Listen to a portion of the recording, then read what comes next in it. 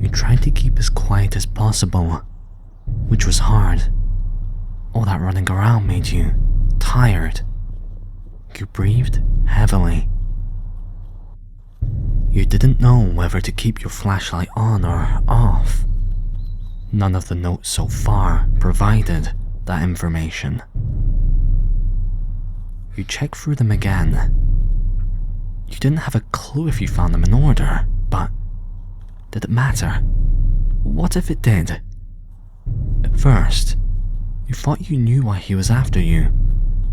Your eyes, your lips, all the things he didn't have, you did. But soon, you found out that you weren't the only one. Why didn't he take their facial features? And besides, he didn't even need them. You sat in the corner of a room, the notes spread out before you.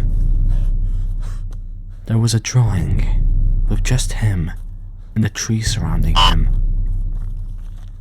You liked that one the most, as it provided no information whatsoever. The less you knew, the safer you were. Sometimes you felt as if he did it for his own entertainment, as if he enjoyed it. But you got to know him more and more every time he appeared. Maybe he would have left you if you hadn't found the notes. At first, he only trailed behind you. The more you found out, the more he treated you as a threat. Your flashlight started to flicker, snapping you out of your thoughts. Did he find you? This hadn't happened before every time you were so close to being whatever it was he did. You knew so little about him, but he treated you as if you knew enough to be a threat. Curiosity killed the cat after all. The light finally died out after what seemed like hours of flickering. You gathered all the notes and stuffed them in the pockets of your jacket. Standing up, you leaned on the wall. It would be easier to start running if he did find you that way. You hit the flashlight, trying to make it work. When it didn't, you indulged back into your thoughts.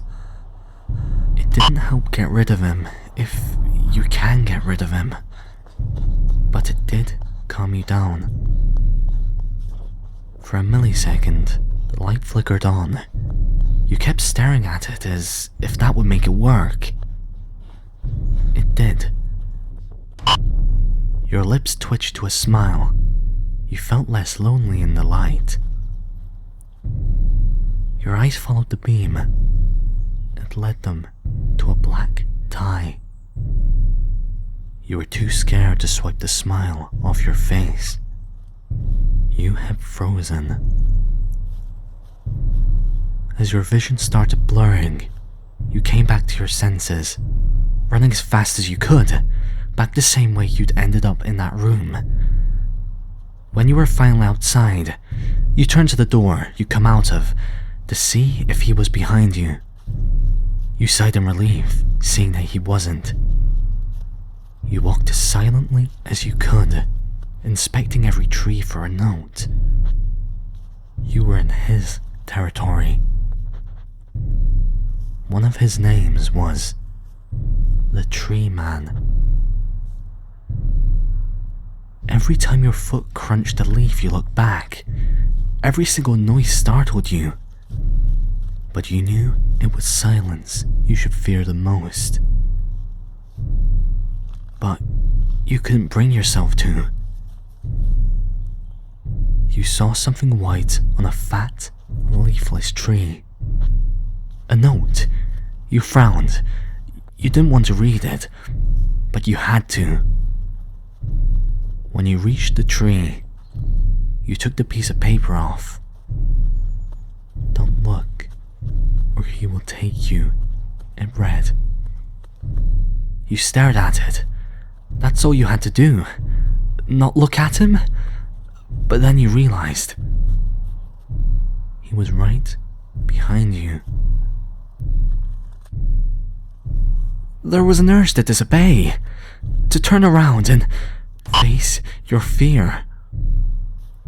You turned with your eyes closed, dying to open, to analyze his blank face.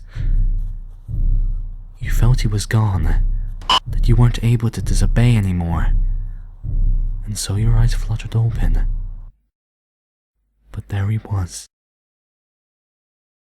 It was terrifying, yet you couldn't look away. It was unlike any other face you'd seen. But as every second passed, it all became less visible. The lines became less distinct. And then finally, you couldn't see, feel, touch, taste, or hear anything.